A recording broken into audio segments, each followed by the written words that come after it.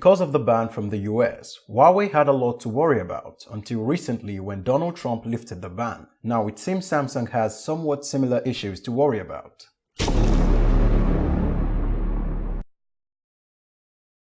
No, it's not been blacklisted by the US. It doesn't even have anything to do with the United States, but rather a misunderstanding between South Korea and Japan, and it could have a negative impact on Samsung's two biggest divisions.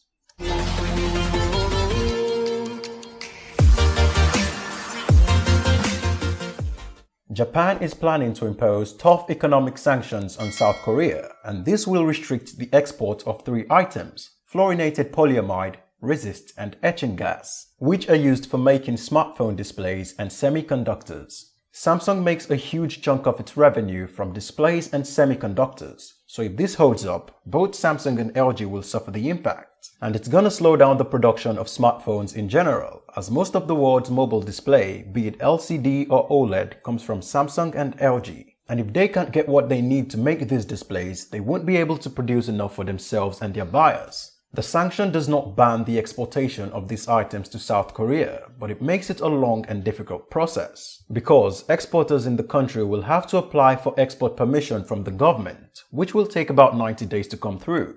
I know what you're thinking, and no, they can't get them anywhere else because Japan has a monopoly on all three products. It produces about 90% of fluorinated polyamide and resist globally and has about 70% of the world's etching gas production. So it's gonna be difficult for Samsung and LG to find alternate supply sources. But what could have caused such a conflict between South Korea and Japan?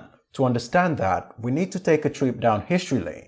You see, from 1910 through 1945, South Korea was under the colonial rule of Japan, and apparently Japan forced South Koreans to work for some of its companies. Although Japan says the issue of forced labor has been fully settled back when the two countries restored diplomatic ties in 1965.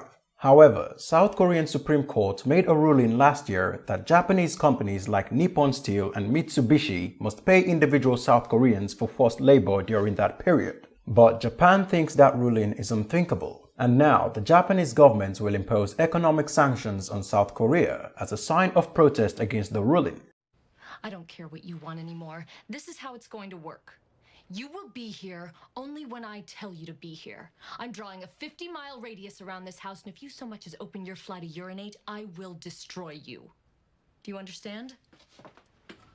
I sure hope this doesn't escalate and Japan and South Korea settles their disputes, because if they don't, well, I don't think we want to know what will happen if they don't.